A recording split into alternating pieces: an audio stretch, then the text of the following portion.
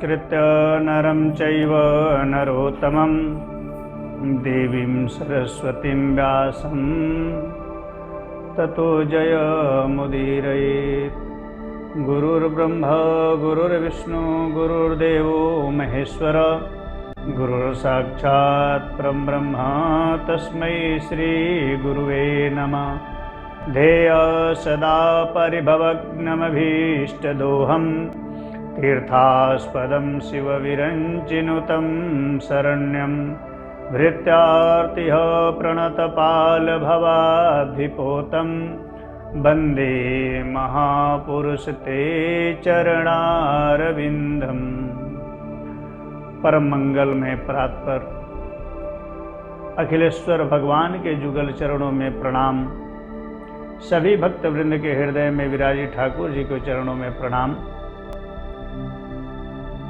परीक्षित जी सुखदेव जी से प्रश्न पे प्रश्न करते जा रहे हैं। सुखदेव जी उसके उत्तर दे रहे हैं। सुखदेव जी के मन में आया कि कहीं हमारे भक्त व्यर्थ के ही प्रश्न करते जा रहे हैं, मैं उसका उत्तर दे रहा हूँ, इस उत्तर को अपने मन में हृदय में उतार रहे हैं कि नहीं। ये जरूरी नहीं कि श्रोता 4 घंटा 3 घंटा वक्ता जो भी कथा बोल रहा है उस श्रोता 4 घंटे की पूरे कथा को याद तो नहीं कर लेगा, लेकिन 4 घंटे की कथा में यदि 4 शब्द भी उसको अपने हृदय में उतार लिया अपने उसको जीवन में अपना लिया सुन करके, तो जीवन धन्य है। तो सुखदेव जी के मन में आया कि मैं इतना प्रश्न का उत्तर देते जा रहा हूँ, तो इस उत्तर को सुन करके श्रवण करके अपने हृदय में उतार रहे हैं, इसको अपना रहे हैं कि मैं व्यर्थ की देते जा रहा हूँ। इसका थोड़ी सी उनमें मन में शंका आई और वो प्रश्न किए सुखदेव जी परीक्षित से करे कि राजन तो प्रश्न पे प्रश्न करते जा रहा है, मैं उत्तर दे रहा हूँ, एक छोटे से मेरा भी प्रश्न है, उस प्रश्न का उत्तर दो। परीक्षित जी बोले कि गुरुदेव आप मेरे से प्रश्न कर रहे हो, करो। परीक्षित जी से सुखदेव जी बोले कि मेरा प्रश्न यह है कि भगवान किसको मिलते हैं जल्दी, भगवान किसको जल्दी मिलते हैं। परीक्षित जी बोले कि गुरुदेव ये कौन सा बड़ी बात है, जो दिन भर में 4 बार स्नान करता होगा, साफ सफाई से रहता होगा, उसको भगवान मिलते होंगे। तो बोले कि जो दिन भर में 4 बार स्नान करता होगा उसको भगवान मिलते होंगे। तो ये जो राम जी वन में गए तो कोल भीलो ने कौन 2-2 महीना तो ठंडी में स्नान भी नहीं करते और उसको कोल भीलो को भगवान ने गले लगाए।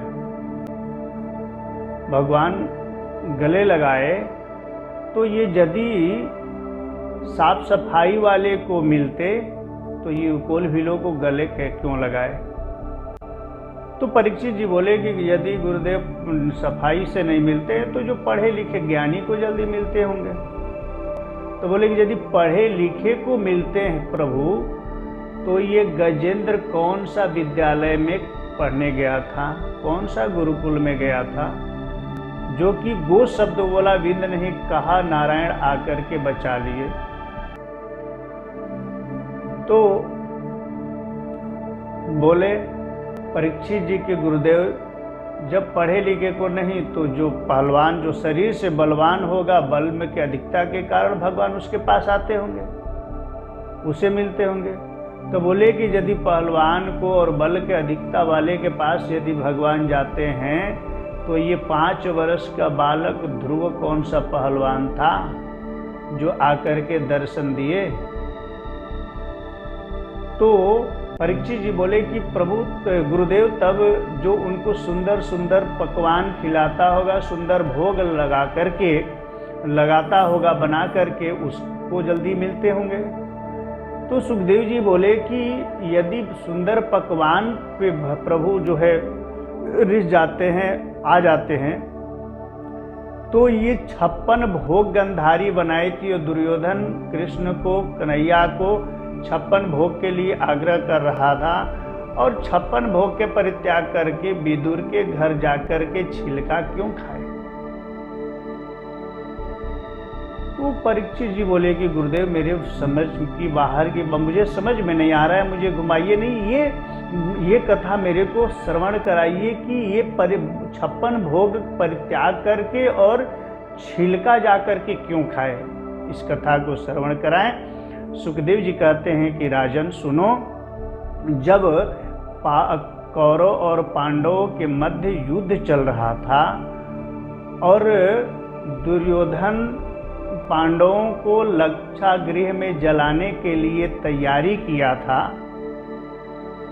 तो जाकर के विदुर जी को इस बात पता चली। विदुर जी जाकर के धृतराष्ट्र से बोले कि धृतराष्ट्र देखो, मैं कोई भाई के नाते नहीं, मैं एक मानवता के नाते कोई मंत्री जो है, दुर्योधन के राज के मंत्री थे ये विदुर जी, बोले कि मैं मानवता के नाते बोल रहा हूँ, कोई भाई के नाता से नहीं, कोई मंत्री पद के नाता से नहीं, मैं एक मानवता के नाते से बोल रहा हूँ कि ये तुम्हारा बेटा जो कर रहा है दुर्योधन, ये अन्याय कर रहा है और अन्याय के वृक्ष पे कभी धृतराष्ट्र बेल नहीं फलता, इसलिए इस अन्याय से अपने बेटा को, अपने पुत्र को रोको। पता ना किस गलती के कारण कौन सा पाप कर्म की सजा है कि तू ऊपर से तो अंधा है ही और अंतःकरण के भी अंदर की भी जो है दृष्टि को क्यों खो रहे हो, उसे इस अन्याय से होने से रोको।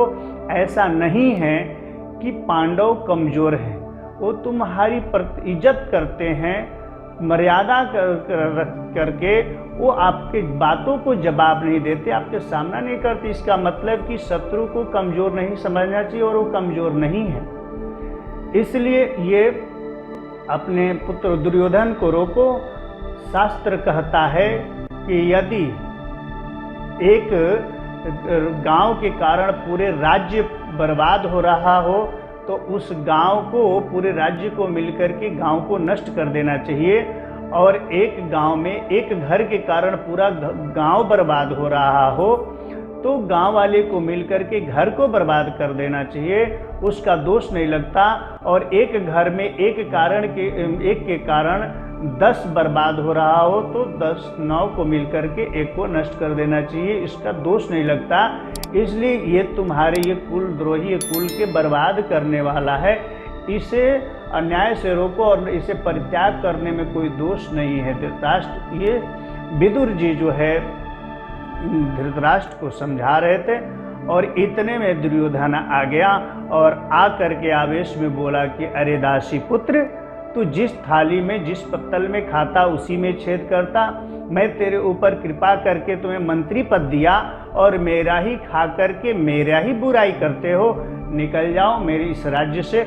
और तुरंत जो है दुर्योधन विदुर जी को निकाल दिया। विदुर जी मंत्री पद का परित्याग करके और वहाँ से निकल पड़े। दुर्योधन से बोले कि देखो बेटा, मैं कोई तुम्हारे से वैर भाव से, कोई द्वेष से मैं नहीं कर रहा हूँ, मैं मानवता के नाते कर रहा हूँ कि जो कर रहे हो ये गलत कर रहे हो, इसे तुम एक बार जो है समझौता कर लो, ऐसा मत करो।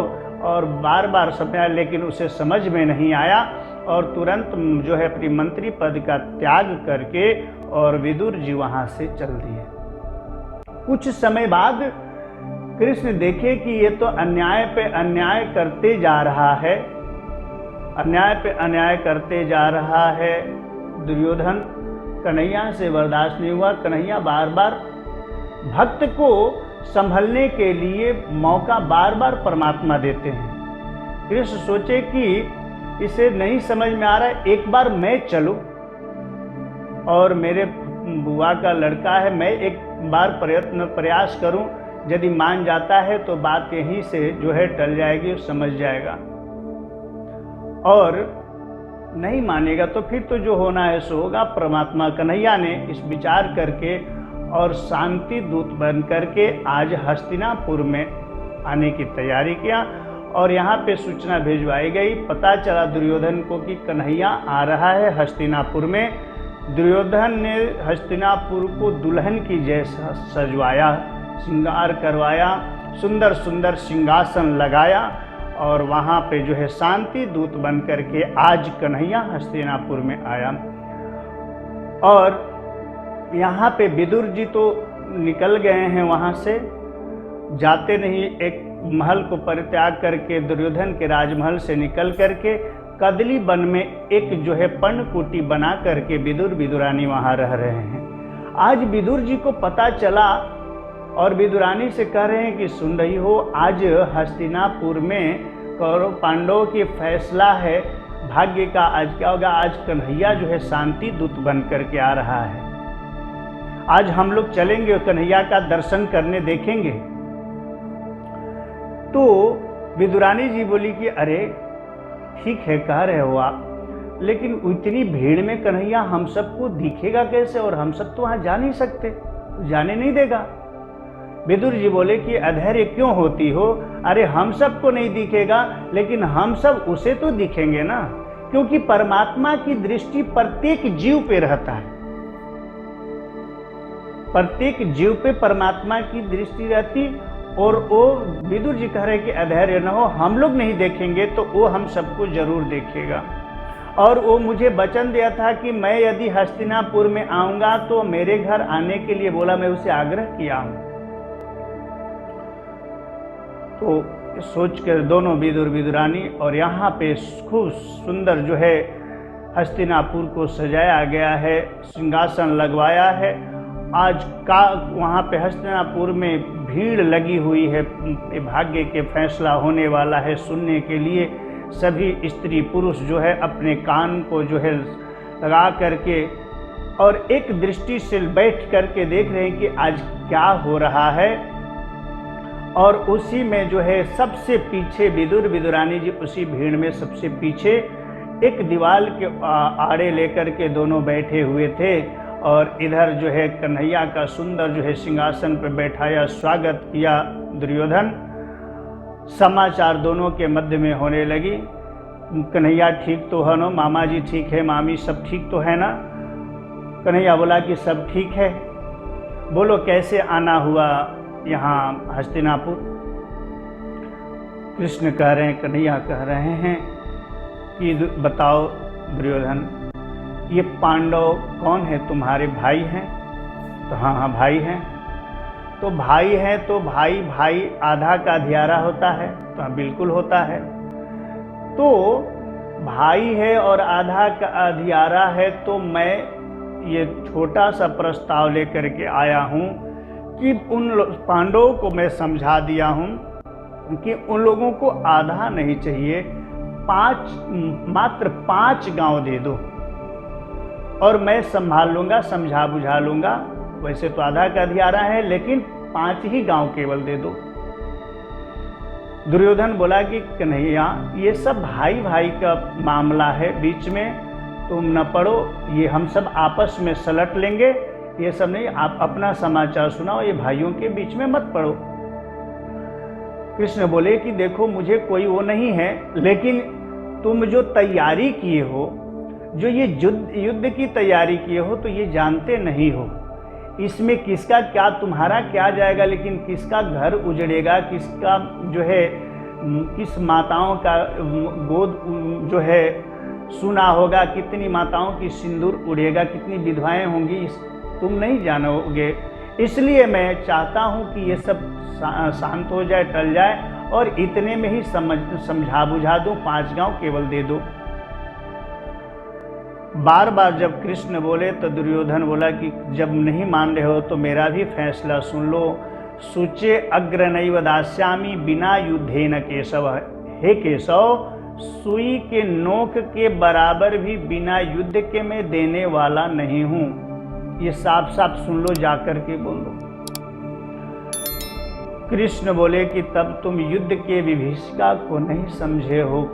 ये दुर्योधन, तुम कितने माताओं को विधवा बनाओगे, तुम्हारे चलते कितनी माताएं विधवा होंगी, कितने बच्चे अनाथ होंगे। बार बार जब समझाए नहीं माना, तो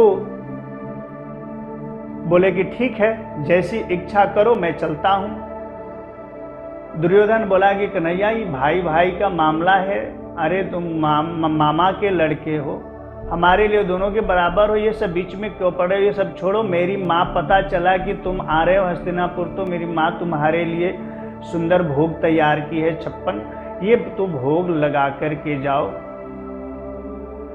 कृष्ण बोले कि देखो दुर्योधन, दो स्थिति में व्यक्ति ग्रहण करता है, भोग लगाता है। एक तो खाने वाली को खूब भूख लगी हो तो वो विचार नहीं करता कि कैसा है क्या है, वो भूख लगने में वो बिना विचार किए कुछ भी ग्रहण कर लेता। और दूसरा है कि यदि खूब पेट भरा भी हो, मन भरा भी हो और खिलाने वाले के अंदर भाव हो तो खाने के बाद भी, पेट भरने के बाद भी व्यक्ति जो है भाव को देख करके भोग लगा लेता है। तो यहाँ पर न मेरे को भूख है और न यहाँ भाव है, इसलिए मैं तो यहाँ पे भोग लगाने वाला नहीं हूँ, मुझे चलने दो। वैसे भी मेरा जो है आज का निमंत्रण विदुर काका के यहाँ है। विदुर काका उठा करके दुर्योधन हंसा, बोला कि अच्छा देखता हूँ वो दासी का पुत्र जिसको खुद का खाने का ठिकाना नहीं, वो क्या खिलाता है। मैं यहाँ 56 भोग लगाया बनाई है मेरी माँ, तो यहाँ नहीं अच्छा लग रहा है, तो जिसके पास खाने का खुद का ठिकाना नहीं वो क्या खिलाएगा। कृष्ण मुस्कुराते हुए बोले कि दुर्योधन, मैं ये नहीं देखता, जो बुलाएगा और निमंत्रण दिया है तो जरूर कुछ ना कुछ अपने श्रद्धा के अनुसार, शक्ति के अनुसार जरूर खिलाएगा। तो आज तो मुझे वहां जाना है, मैं वचन दिया हूं कि जब भी मैं हस्तिनापुर आऊंगा तो यहाँ अवश्य आऊंगा। और विदुर जी पीछे खड़े हुए थे, विदुर जी बात को सुन रहे थे। बोले कि अरे मेरा तो दूर दूर तक कन्हैया से मुलाकात ही नहीं हुई, और मैं कब कह दिया और कब वहाँ पे सूचना भेज दिया कि मेरे घर आना, और आज मैं तो कुछ तैयारी भी नहीं किया हूँ, मैं तो पति पत्नी यहाँ हूँ। तुरंत जो है पत्नी सुनते ही पत्नी को घर भेजे और तुरंत विदुर जी जो है बाजार निकले कि क्या भरोसा, ये नटखट है, बिना बताए भी चला आएगा, तो हमारे घर में तो कुछ ठिकाना भी नहीं है, कुछ है भी नहीं व्यवस्था। विदुर जी जो है कन्हैया के स्वागत के लिए बाजार निकल गए, माखन मिश्री मिठाई लेने के लिए, लड्डू इत्यादि लेने, प्रसाद लेने के लिए। और इधर विदुरानी जी आकर के तुरंत जो है बाहर से स्नान कर रही हैं, और स्नान करते समय ही तब तक अभी स्नान कर ही रही हैं कि कृष्ण कन्हैया आकर के दरवाजा पे आवाज देने लगे, अरे काकी दरवाजा खोलो, काकी दरवाजा खोलो। तुरंत जो है कन्हैया की आवाज को सुन करके काकी जी स्नान की और बिना वस्त्र बदले ही काकी जी कन्हैया के पास चली आई। आके दरवाजा खोल रही है तो काकी जी वस्त्र भी नहीं बदली है, कन्हैया अपना जो है कृष्ण दुपट्टा उठा करके और काकी के शरीर पे डाले। काकी जी संकोच में पीछे आकर के कि अरे कन्हैया, मैं तेरे आवाज को सुन करके कैसे पागल हो गई कि मैं बिना वस्त्र बदले ही चली आई। तुरंत पीछे जा करके विदुरानी जी वस्त्र को बदल करके आओ आओ कन्हैया, कन्हैया को अंदर जो है ले करके गई। देख रही हैं अंदर गई, सुंदर सुंदर पीताम्बर धारण किया हुआ है, जो है हार पहना हुआ, बाजबंद मुकुट चमकता हुआ, सुंदर जो है नीलमणि के समान चमकता हुआ प्रभु का जो है स्वरूप को देख करके विदुरानी जी संकोच में पड़ गई कि अरे अरे ये सुंदर सुंदर पीताम्बर वाले को मैं कहाँ बैठाऊं, ये हमारे घर में तो कुछ बैठाने के लिए जगह भी नहीं है, चटाई भी नहीं, कुछ भी नहीं, और ये जो है सुंदर, ये कीचड़ में कहाँ बैठाऊं। फंगस लगा हुआ था, पूरे आंगन में काई लगी हुई थी। जो है विदुरानी जी के एक सूखे लकड़ी के पट्टे पे दृष्टि पड़ी और उस पट्टे को लेकर के और कन्हैया को बैठाने के लिए एक कोने में ले गई और बोली कि कन्हैया यहाँ आओ। और वहाँ कन्हैया जब गया तो वहाँ से पट्टा को उल्टा करके बोली अरे अरे ये अच्छा जगह नहीं है, यहाँ पे ठीक ठाक नहीं है। दूसरे कोने में ले गई। दूसरे कोने में जब कन्हैया गया तो वहाँ ले जाके बोले नहीं नहीं कन्हैया तेरे लायक यहाँ भी जगह अच्छा नहीं है, केशव तुम यहाँ नहीं बैठो, इधर आओ। और तीसरे कोने में ले गई, पूरे आंगन के कोने कोने घुमा दी और यहाँ नहीं यहाँ अच्छा है, वहाँ नहीं वहाँ अच्छा है। कृष्ण कन्हैया ने स्वयं काकी के हाथों से, विदुरानी जी के हाथों से पट्टा ले करके और आंगन में बीच में बैठ गया। और बोला कि काकी यहाँ बैठो वहाँ बैठो मत करो, मुझे बहुत जोर से भूख लगी है, कुछ भी जो है मुझे ला करके तुरंत ग्रहण कराओ। काकी विदुरानी जी संकोच में पड़ गई कि अरे तो कुछ है नहीं, लेकिन जो कुलवती नारी होती है संस्कारी, वो जो है अपनी बुद्धि से प्रयोग करती, बुद्धि से जो है काम लेती। यहाँ पे विदुरानी सोची कि अभी तो कुछ है नहीं, लेकिन इनको कुछ तब तक फल दे करके समय बिताती हूँ, तब तक आ जाएंगे तो व्यवस्था करूँगी। बोली कि कन्हैया अभी काका जी आते हैं, मैं व्यवस्था जो कहोगे मैं करूँगी, अभी तब तक जो है कुछ फल मैं लाती हूँ, तब तक तू कुछ फल ग्रहण करो, तब तक जो कहो मैं तैयार करती हूँ। जो है कन्हैया बोला कि काकी जो कुछ भी लाना है थोड़ा जल्दी लाओ, क्योंकि मुझे बहुत जोर से तेज भूख लगी है। डलिया लेकर के कदली वन से जा करके विदुरानी जो है केले का फल लेकर के आई। फल ला करके सामने कन्हैया के रख करके आंख बंद करके प्रभु को जो है भोग लगा रही है, और ध्यान भाव से विदुरानी जी जो है केला को छील छील करके इतने कन्हैया के भाव में विभोर हो गई है, आनंद में जो है आनंदमय हो गई हैं कि उन्हें पता ही नहीं कि मैं क्या कर रही हूँ। वो तो इतनी उतावला, इतनी खुशी हो गई थी कन्हैया के आगमन से कि उन्हें पता ही नहीं चल रहा है खुशी के से कि मैं कर क्या रही हूँ। जो है कदली वन से केला लेकर के आई, केला को छील छील करके केले के जितने गुद्दे हैं, गुद्दे को पूरे आंगन में फेंकते जा रही है, छिलका खिलाते जा रही है। प्रेम से प्रभु जो है केले के जगह पे केले के छिलके को पाते जा रहे हैं। 40-45 केले के छिलके पूरे खा गए। जब पूरे खाए तब तक उधर से विदुर जी जो है आवाज देते हुए आ रहे, अरे दरवाजा खोलो, दरवाजा खोलो। विदुरानी जी बोली कि क्यों इतना तेज से हल्ला मचाते आ रहे हो, अरे पता नहीं है तुम्हें? वहाँ पे कन्हैया बोला कि मेरा काका जी के यहाँ निमंत्रण में वहाँ सुन करके तुरंत गया, कहीं पता नहीं चला, आएगा तो कोई भरोसा नहीं, मैं तो जानता हूँ ना कि घर में कुछ है नहीं। विदुरानी जी बोली कि जिसके लिए लेने के लिए गए हो, लेकर के आए हो, वो तो घंटों से आकर के बैठे हुए हैं, बैठा हुआ आया है। अरे कहाँ है, कहाँ? अच्छा कुछ उसको खिलाई, कन्हैया को कुछ भोग लगाई, कुछ पिलाई, कुछ भी दी। कहाँ बैठाई हो, क्या खिलाई? बोली कि कुछ उनको भूख लगी थी, मैं केले का फल उनको ला करके कदली बन से वही मैं खिला रही थी, तब तक आप आए। आंगन में जैसे ही विदुर जी गए, देखे कि पूरे आंगन में केला छिल छिल करके फेंका हुआ है, छिलका का पता ही नहीं है। बोले कि अरे पागल हो गई है क्या, ये क्या की हो? विदुरानी जी बोली कि क्या? अरे पूरे आंगन में ये केला फेंकी हुई हो।